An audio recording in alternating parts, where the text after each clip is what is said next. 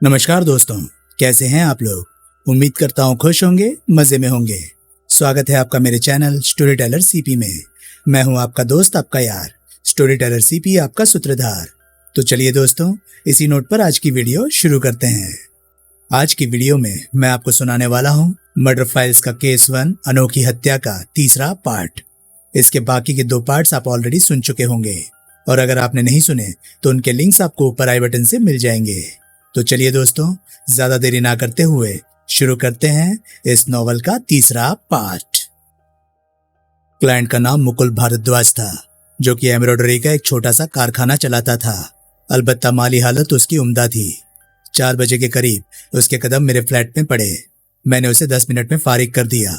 उसके जाने के बाद मैंने एक सिगरेट सुलगाया और एक बार फिर से संजना की मौत पर तबसरा करने लगा। इस दौरान कुर्सी पर बैठे बैठे ही मैं ऊँघ सा गया। दोबारा आंख खुली तो सामने पलक तिवारी को बैठा पाया। वो दोनों हथेलियों के बीच चेहरा टिकाए मुझे ही निहार रही थी। देख रही थी इसलिए नहीं कहा, क्योंकि उसकी आंखों में मुझे मोहब्बत का समुद्र ठाटे मारता दिखाई दिया। मैं हड़बड़ाकर सीधा होकर बैठ गया। अरे तुम कब आई, मुझे जगा लिया होता। तुम नींद में किसी मासूम बच्चे की तरह लग रहे थे। दिल हुआ बस यूं ही बैठी तुम्हें देखती रहूं, इसलिए जगाने की कोशिश नहीं की। तुम भी तो कितने लापरवाह हो, दरवाजा खुला छोड़कर सो जाते हो। देखना किसी दिन कोई चोर आ घुसेगा यहाँ।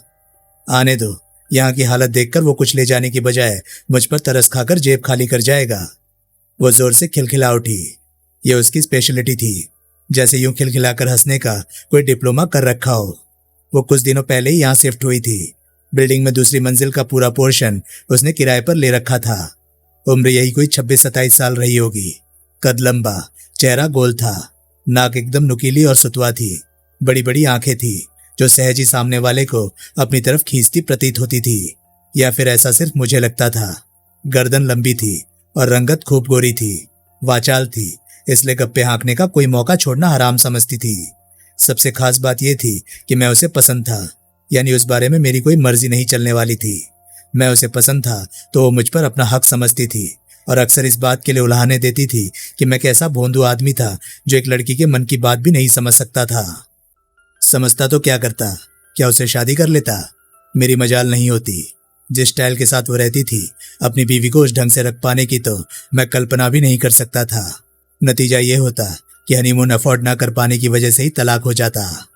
यही वो खास वजह थी जो मैंने पलक तिवारी को कभी भाव देने की कोशिश नहीं की। उसके हुस्न की शान में कसीदे नहीं पड़े। उसे दुनिया की हॉटेस्ट वुमेन साबित करने की कोशिश नहीं की। उस पर कभी ये तक जताने की कोशिश नहीं की कि उसमें कुछ खास ही फूंदने लगे हुए थे, जो कि यकीनन लगे हुए थे। एक बार उसने बताया था कि वो किसी अस्पताल में काम करती थी। क्या करती थी ये ना तो मैंने पूछा और ना ही उसने खुद कभी बताने की कोशिश की। अलबत्ता जब भी मैं घर में होता था वो मेरे पास पहुंच जाती थी। पूछे जाने पर दिन का वक्त हो तो रात की शिफ्ट बता देती थी, रात का वक्त हो तो दिन की शिफ्ट बता देती थी। उसकी बातों में कितनी सच्चाई थी मैं नहीं जानता था, ना ही कभी जानने की कोशिश की। लेकिन वो जिस ठाट बाट से रह रही थी, उसको देखते हुए मुझे शक होता था कि वो कहीं से इजी मनी पीट रही थी। कई बार ख्यालों में उसकी कल्पना मोटी फीस वसूलने वाली कॉल गर्ल के रूप में मैं भी कर चुका था। आखिर यही तो सबसे सरल बिजनेस था दिल्ली शहर में, जीरो इन्वेस्टमेंट। अगर चरित्रहीनता को इन्वेस्टमेंट ना समझा जाए तो बस फायदा ही फायदा। अलबत्ता मैंने उस बारे में कभी शिद्दत के साथ दिमाग खपाने की कोशिश नहीं की। जिस गली जाना ना हो उसका पता क्यों पूछना।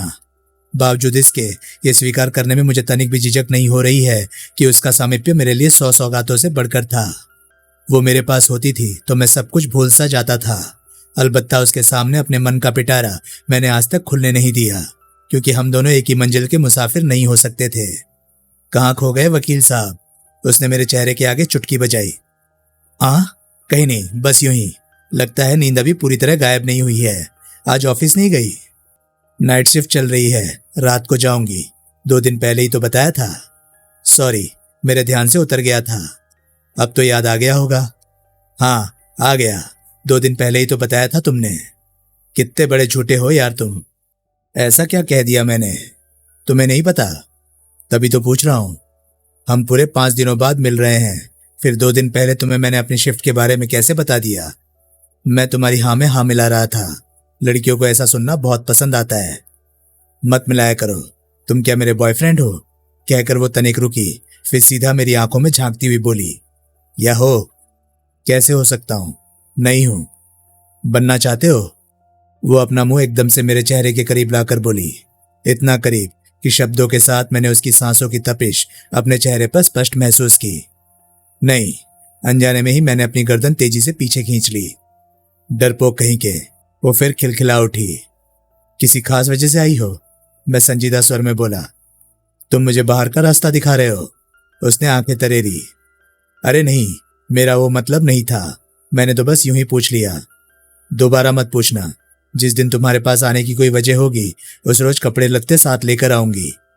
कमाल की लड़की हो, बात को कहां से कहां पहुंचा देती हो। यानी इशारे समझ लेते हो थोड़ा बहुत।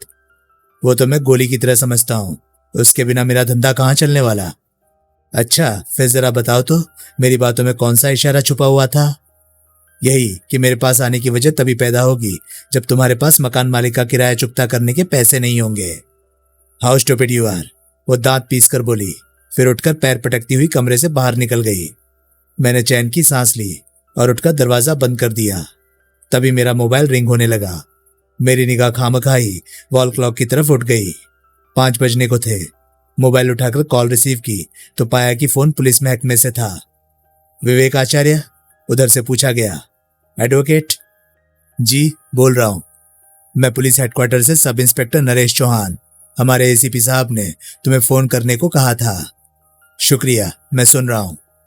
लड़की की पोस्टमार्टम रिपोर्ट आ गई है। तुम्हें मेल कर दूं या यहां आकर उस बारे में जानकारी लेना पसंद करोगे? ये तो तुम्हारी मर्जी पर मुनहसर है।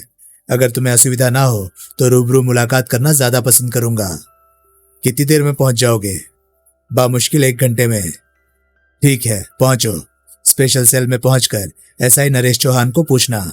या तो मैं यहाँ मौजूद होऊंगा या फिर 10 मिनट में जहां भी होऊंगा वहां से वापस लौट आऊंगा। ठीक है, मैं पहुंचता हूं। दूसरी तरफ से कॉल डिस्कनेक्ट कर दी गई। मैं उठकर तैयार हुआ और 5:20 पर अपना फ्लैट छोड़ा। नीचे पहुंचकर मैं अपनी सेंट्रो पर सवार होकर पुलिस हेडक्वार्टर की ओर ड्राइव करने लगा। इत्तेफाक से सड़क पर ट्रैफिक इतना कम मिला कि मैं 6 बजे तक न सिर्फ अपने गंतव्य तक पहुंच गया बल्कि उस घड़ी एसआई चौहान के सामने बैठा सरकारी खर्चे वाली कॉफी का लुत्फ उठा रहा था। चौहान 28 के पेटे में पहुंचा हुआ 6 फीट से ऊपर निकलते कद वाला खूब हट्टा कट्टा नौजवान पुलिसिया था, जिस पर पुलिस की वर्दी खूब फब रही थी। आम पुलिस वालों की अपेक्षा वो बेहद मिलनसार और खुशमिजाज आदमी निकला। पता नहीं उस खुशमिजाजी में एसीपी के हुक्म का कोई दखल था या वो आदतन ही ऐसा था। बहरहाल इस घड़ी मैं उसके सामने बैठा था और इत्तेफाक से कमरे में हम दोनों के अलावा कोई तीसरा मौजूद नहीं था। एसीपी साहब को कैसे जानते हो तुम?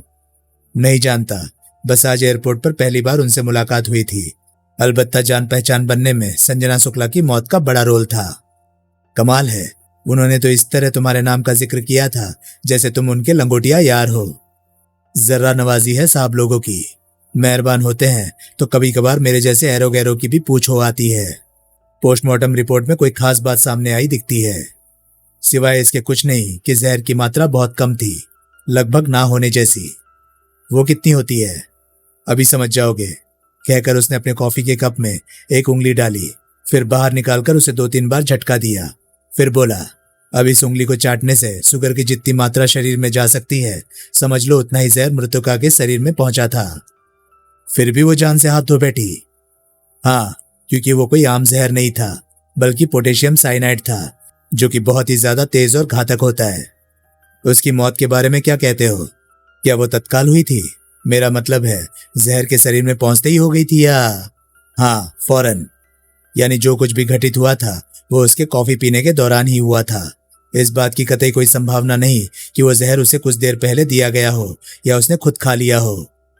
नहीं, वो पल भर को तुम्हें तड़पती हुई भी सिर्फ इसलिए दिखाई दी थी क्योंकि जहर की मात्रा, जैसा कि मैं अभी बताकर हटा हूं, बेहद कम थी, ना होने जैसी। कुर्सी से नीचे गिरने से पहले उसने अपना गला थाम लिया था, छाती तक हाथ ले जाने की कोशिश की थी। उस बारे में क्या कहते हो? साइनाइड के केस में कई तरह के सिम्टम्स दिखाई देते हैं, जिसमें ये वाला सबसे कॉमन है। अक्सर साइनाइड खाने के बाद लोगों को दिल का दौरा पड़ जाता है और उन्हें अगली सांस लेना नसीब नहीं हो पाता। कई बार यूं निश्चित मौत से अगर कोई बच निकलता है तो फौरन कोमा में चला जाता है और 2-4 दिनों तक बेजान शरीर में सांसों के आवागमन के बाद उसकी मौत हो जाती है। अलबत्ता इस केस में उसे हार्ट अटैक नहीं आया था। रही बात गला पकड़ने की, तो हो सकता है उसे अपने गले में जलन महसूस हुई हो, जिसकी वजह से उसका हाथ गले तक जा पहुंचा था। इसलिए ये सोचना बंद करो कि मौत की जहर के अलावा भी कोई वजह रही हो सकती है। फिर तो कत्ल की बात कुछ हजम नहीं होती। ये कत्ल का मामला है भी नहीं, मगर तुम ऐसा क्यों समझते हो? भाई, किसी को मारने के लिए कातिल उसे इतनी कम मात्रा में जहर की खुराक क्यों देगा? इसकी दो संभावित वजहें हो सकती है। नंबर 1, कातिल को जहर के बारे में उम्दा नॉलेज थी। वो जानता था कि साइनाइड की बेहद कम मात्रा भी लड़की की जान लेने में सक्षम थी। नंबर 2, उसके पास जहर की उतनी मात्रा मौजूद थी जितना कि उसने लड़की को दिया था।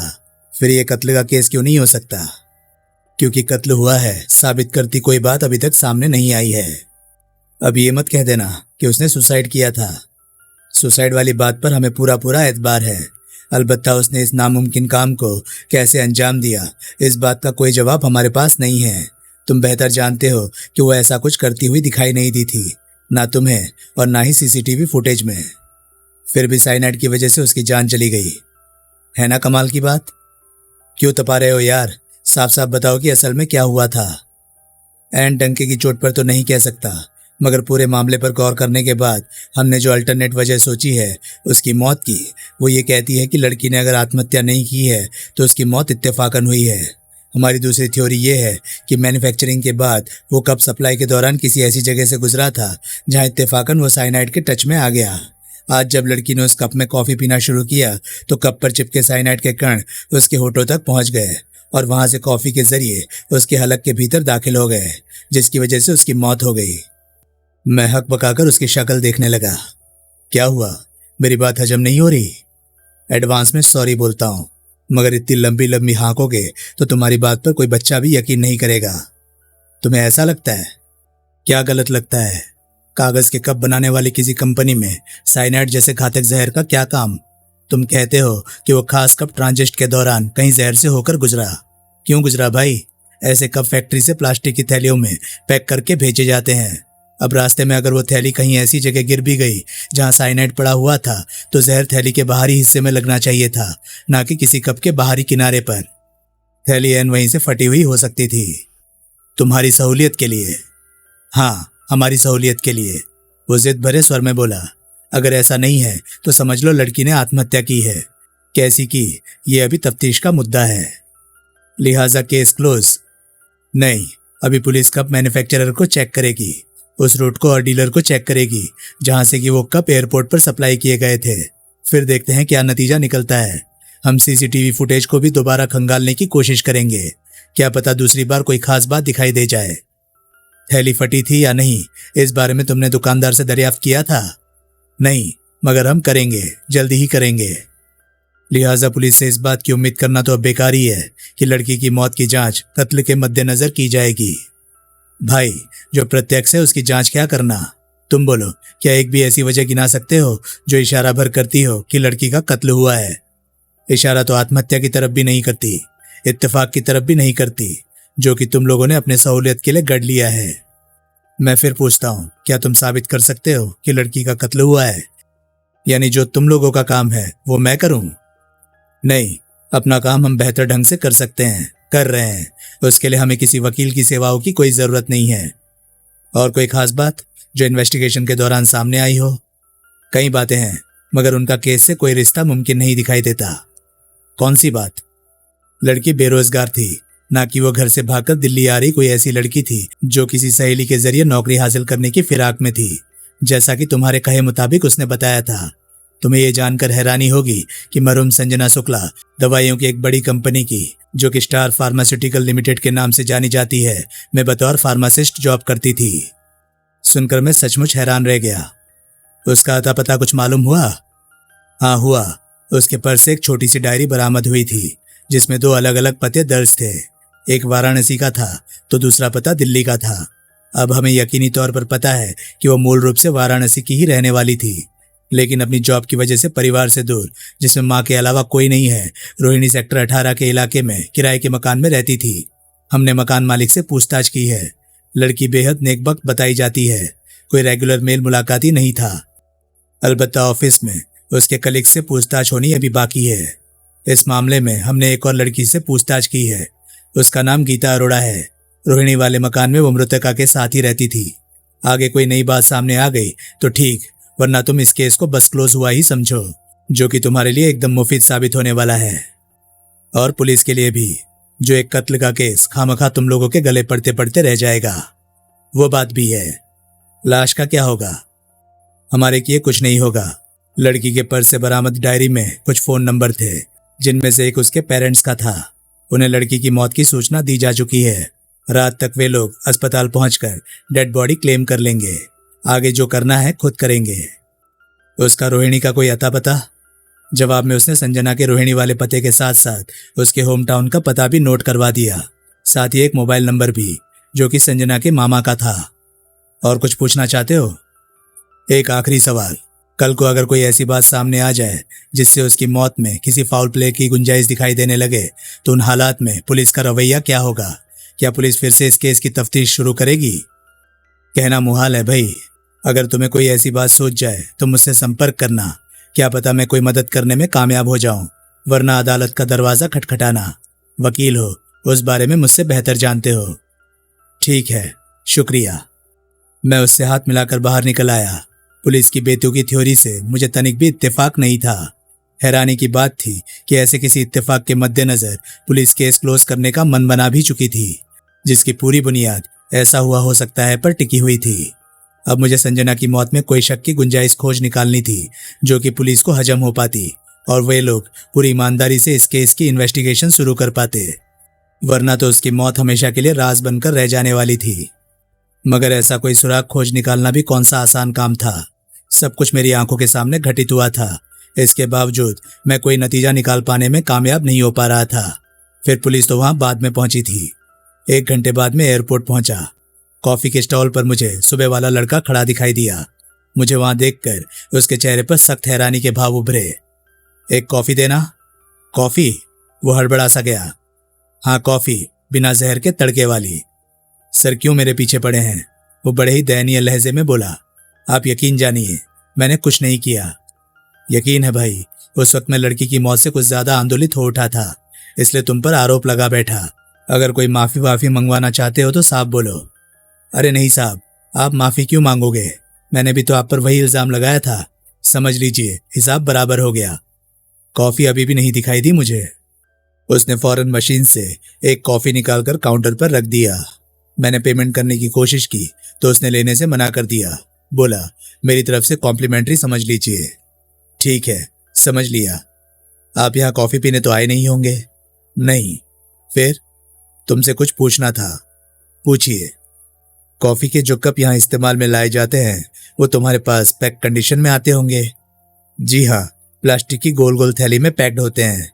फिर उन थैलियों को एक बड़े से कार्टन बॉक्स में रखकर टेप के जरिए उसका मुंह बंद किया गया होता है।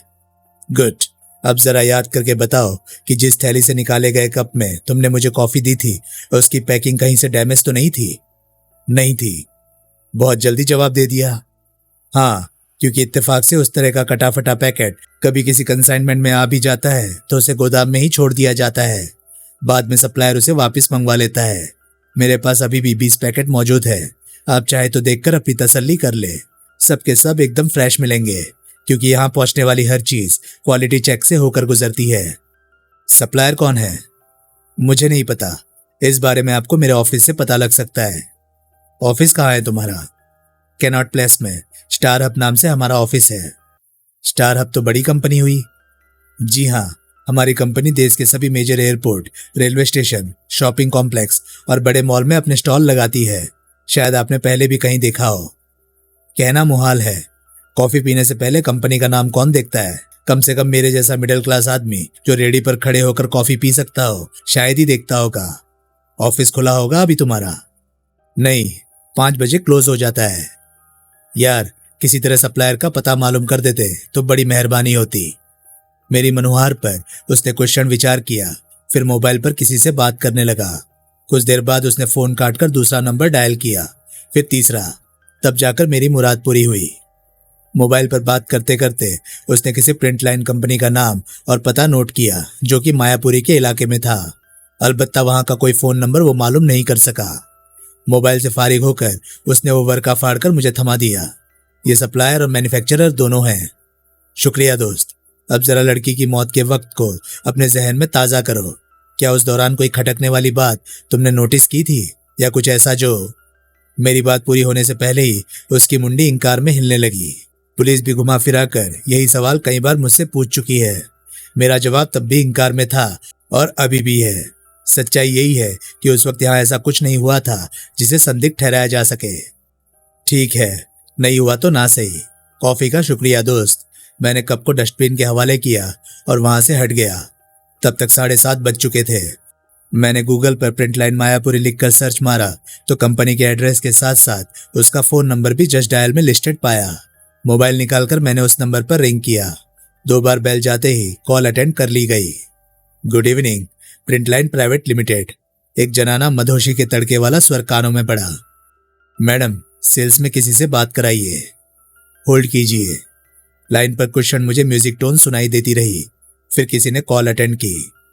Good evening sir, print line से सेल्स एग्जीक्यूटिव प्रीतम सिंह बोल रहा हूँ। बताइए क्या हेल्प कर सकता हूँ? प्रीतम जी, मेरा नाम विवेक आचार्य है। पेशे से वकील हूँ। एक केस के सिलसिले में बस 5 मिनट आपसे बात करना चाहता हूँ। खास मेरे से? जी नहीं, किसी भी जिम्मेदार शख्स से। वो तो मैं बिल्कुल नहीं हूँ भाई। अभी 2 दिन पहले ही मेरे सीनियर्स लापरवाही का इल्जाम लगाते हुए जमकर मेरी क्लास ले चुके हैं। मैं सिर्फ 5 मिनट लूंगा। सॉरी बॉस, ऑफिस कब का क्लोज हो चुका है। मैं बस निकलने ही लगा था कि तुम्हारा फोन आ गया। तुम बेशक कल सुबह यहाँ आ जाओ। वैसे मुझे नहीं लगता कि मेरे से मुलाकात करके तुम्हें कुछ हासिल होगा।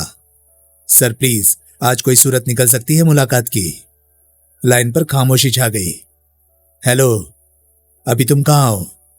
एयरपोर्ट पर। आगे तुम्हारा मुकाम कहाँ होगा? जाना तो मैंने बदरपुर की तरफ है, मगर आप जहाँ कहेंगे मैं पहुंच जाऊंगा।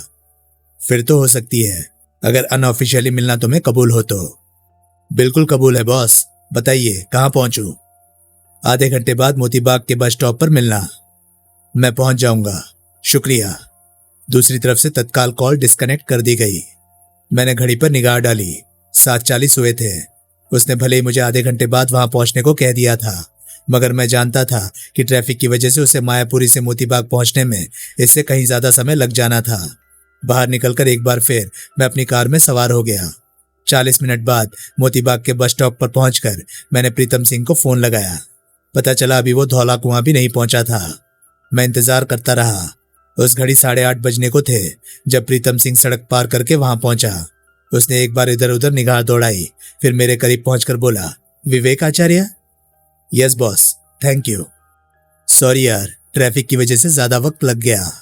नेवर माइंड, आप मेरी मनुहार पर मुझसे मिलने को तैयार हो गए, यही क्या कम बड़ी बात है?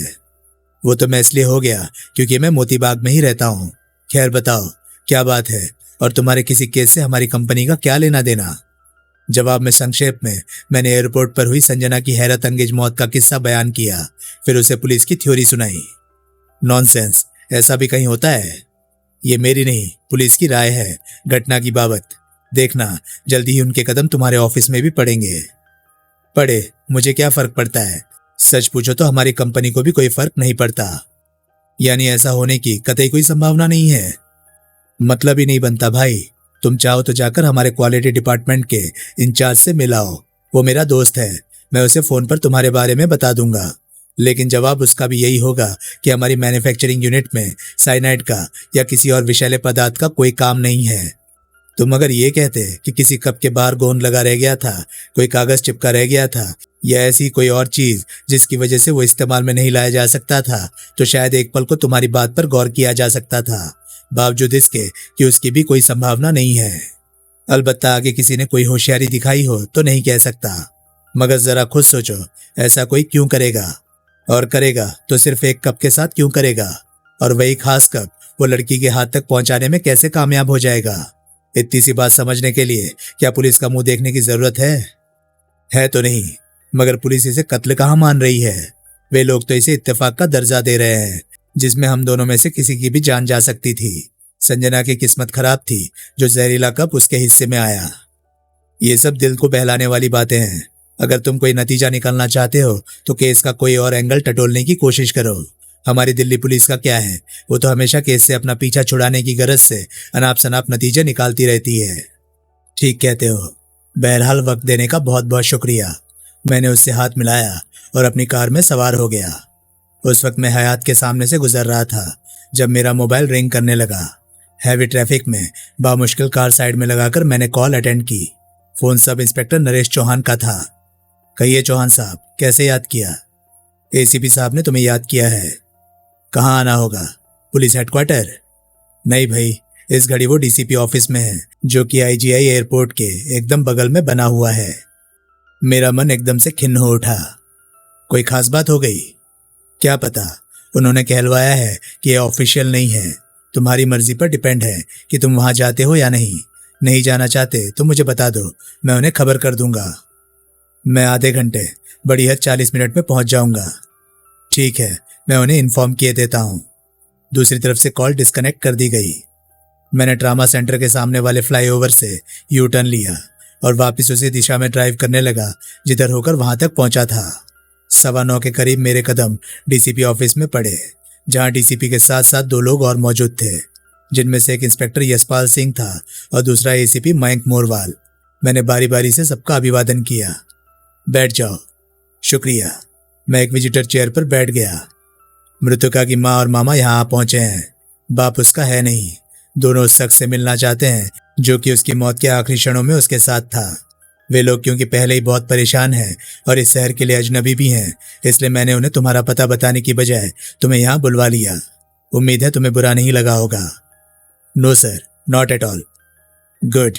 नीचे रिसेप्शन पर पहुंचो, दोनों वहीं बैठे हैं। जी फौरन। मैं उठ खड़ा हुआ। रिसेप्शन पर कुछ पुलिसकर्मियों के अलावा सिर्फ 2 लोग ही मौजूद थे, लिहाजा किसी से उनकी बाबत सवाल करने की जरूरत नहीं पड़ी। मर्द खूब हट्टा कट्टा, पहलवानों जैसे डील डोल वाला 30-35 साल का युवक था, जबकि औरत बड़ी ही कमजोर, इतनी कमजोर कि हड्डियों का ढांचा जान पड़ती थी। उम्र दराज महिला थी। उसकी सूजी हुई लाल लाल आंखें उसके दर्द को खुद ब खुद बयान किए दे रही थी। मैंने उसे हाथ जोड़कर नमस्ते किया। मेरा नाम विवेक आचार्य है। सुनकर वहां बैठा युवक तत्काल उठ खड़ा हुआ। दीदी, तुम यहीं रुको, मैं इनसे बात करके आता हूं। जवाब में औरत ने सहमति में सिर हिला दिया। युवक मुझे लेकर इमारत के बाहर एक चाय की दुकान पर पहुंचा और दुकानदार को चाय के लिए बोलने के बाद गहरी निगाहों से मेरी तरफ देखता हुआ बोला, तुम संजना को कैसे जानते थे? नहीं जानता था। मैंने जेब से सिगरेट का एक पैकेट निकालकर उसकी ओर बढ़ाया। उसने इनकार में सिर हिला दिया तो मैंने अपने लिए एक सिगरेट सुलगा लिया। पहली और आखिरी बार वो मुझे फ्लाइट में ही मिली थी। हमारी सीटें अगल बगल थी, इसलिए यूं ही बातचीत चल निकली थी। बाद में एयरपोर्ट से निकलकर हम एक कॉफी शॉप पर पहुंचे। आगे क्या हुआ पुलिस तुम्हें बता ही चुकी होगी। किसी अनजान शख्स के साथ कॉफी पीने वाली लड़की तो नहीं थी वो। जरूर तुम कुछ छिपा रहे हो। तुम उसके मामा हो? हाँ हूं। तो ये कि तुम्हारा उसकी बाबत ज्ञान अधूरा है और ये कोई इतनी बड़ी बात नहीं है जो तुम्हें नागवार गुजरे। नागवारी वाली कोई बात नहीं है। ऐसा होता तो हम उसे घर से इतनी दूर नौकरी ही नहीं करने देते। वो तो मैं उत्सुकता बस ये सोचकर बैठा था कि क्या पता तुम उसे पहले से जानते हो। आखिर दोनों एक ही शहर में रह रहे थे। क्यों भेजा? क्या बोल रहे हो भाई? मेरा मतलब है कि संजना को तुम लोगों ने घर से इतनी दूर नौकरी करने के लिए क्यों भेजा? फाइनेंशियल प्रॉब्लम थी या कोई और बात थी? पैसा कोई बड़ी समस्या नहीं था। हमारे पास काफी खेती बाड़ी है जिससे गुजारे लायक इनकम तो हो ही जाती है। रही बात नौकरी की, तो उसने इतनी पढ़ाई लिखाई की किस लिए थी? ऊपर से वो 7 लाख के पैकेज पर नौकरी कर रही थी, जो कि हमारे लिए गर्व की बात थी। इसके बावजूद हम उसे घर से इतनी दूर नौकरी करने नहीं भेजना चाहते थे, मगर हमारे चाहने से क्या होता है। नौकरी का ऑफर मिलते ही उसने जिद पकड़ ली, जिसके आगे आखिरकार तो हमें झुकना ही पड़ा। उसकी मौत के बारे में क्या बताया पुलिस ने तुम्हें? यही कि उसकी मौत जहर से हुई थी, जो उसने आत्महत्या के इरादे से खाया हो सकता है, या फिर इत्तेफाकन कोई जहरीली चीज निगल बैठी थी। तुम्हें यकीन है उनकी बात पर? आत्महत्या वाली बात पर तो यकीन नहीं है, लेकिन दूसरी बात सही हो सकती है। इसलिए हो सकती है क्योंकि कम से कम हमारे पास तो ये सोचने की कोई वजह नहीं है कि उसका कत्ल हुआ हो सकता है। एन पुलिस वालों की भाषा बोल रहे हो। ए और बी में से कोई एक वजह हो सकती है, क्योंकि सी के होने की कोई वजह है ही नहीं। मैं चाय का घूंट भरता हुआ बोला, मुझे पता चला है कि वो रोहिणी के इलाके में किसी किराए के मकान में रह रही थी। ठीक पता चला है। तुमने घर के मालिकान से मिलने की कोशिश नहीं की? की थी भाई। अभी थोड़ी देर पहले ही मैं दीदी के साथ वहां का चक्कर लगाकर लौटा हूँ। वहां से उसका सारा सामान भी मैं साथ ले आया। हमारे यहाँ रिवाज है कि मरने वाले के साथ उसका सारा सामान जला दिया जाता है या फिर किसी को दान कर दिया जाता है। मकान मालिक ने कुछ बताया? नहीं, मेरा मतलब है ऐसा कुछ नहीं बताया जिससे उसकी मौत पर कोई रोशनी पड़ती हो। वहां मेरी मुलाकात संजना की रूममेट से भी हुई थी। बड़ी भली लड़की है। संजना की मौत की खबर सुनकर इतना रोई कि उसे चुप कराना भारी पड़ा मुझे। नाम क्या है? सहेली का? उसी का, गीता अरोड़ा। दोनों एक ही कंपनी में जॉब करती थी, इसलिए साथ साथ रहती थी। मकान मालिक कहता है दोनों में एकदम सगी बहनों जैसा प्रेम भाव था। संजना वाराणसी कब पहुंची थी? परसों 11 बजे के करीब। सैटरडे संडे उसका ऑफ होता है। ऐसे में वो महीने में कम से कम एक बार घर का फेरा जरूर लगाती थी। हमेशा फ्लाइट से आती जाती थी। हाँ, इस तरह उसे घर पर माँ के साथ बिताने के लिए ज्यादा वक्त हासिल हो जाता था। तुम अपनी बहन के घर पर ही रहते हो? हाँ, जीजा जी की मौत के बाद जब संजना भी घर से दूर दिल्ली में रहने लगी तो मजबूरन मुझे दीदी की देखभाल के लिए उनके साथ रहना पड़ा। वैसे हमारे गांव अदलहाट और दीदी की ससुराल नारायणपुर के बीच ज्यादा दूरी नहीं है, इसलिए मेरे वहां रहने से कोई समस्या नहीं होती। संजना जब परसों घर गई थी तब उसका मूड कैसा था? मेरा मतलब है वो तुम्हें कुछ परेशान या फिक्रमंद दिखाई दी हो? नहीं, ऐसा कुछ नहीं था। वो हमेशा की तरह हंसती मुस्कुराती ही वहां पहुंची थी। आगे भी उसके स्वभाव में मुझे कोई बदलाव नहीं दिखाई दिया था। पुलिस ने बताया कि तुम लोग मुझसे मिलना चाहते थे। कोई खास वजह थी? दीदी मिलना चाहती थी। उन्होंने पुलिस वालों पर अपनी मंशा जाहिर करते हुए तुम्हारा पता मांगा तो एसीपी साहब ने कहा कि वो तुम्हें यहीं बुला देंगे। आने के लिए थैंक्स। ऐसा चाहने के पीछे कोई तो वजह रही होगी।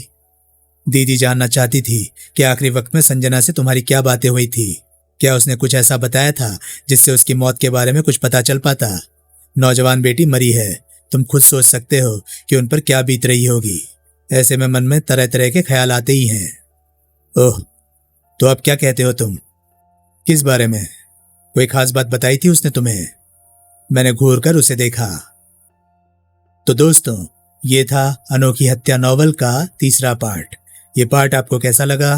प्लीज कमेंट सेक्शन में अपनी राय मुझे जरूर बताएं। और हाँ, अगर आपको मेरे वीडियोस पसंद आ रहे हैं तो प्लीज उन्हें लाइक करें और शेयर करें और चैनल को सब्सक्राइब करें। तो चलिए दोस्तों, मैं मिलता हूं अब आपसे अगली वीडियो में। तब तक के लिए नमस्कार, गुड बाय। सेफ रहिए, खुश रहिए, मजे करिए।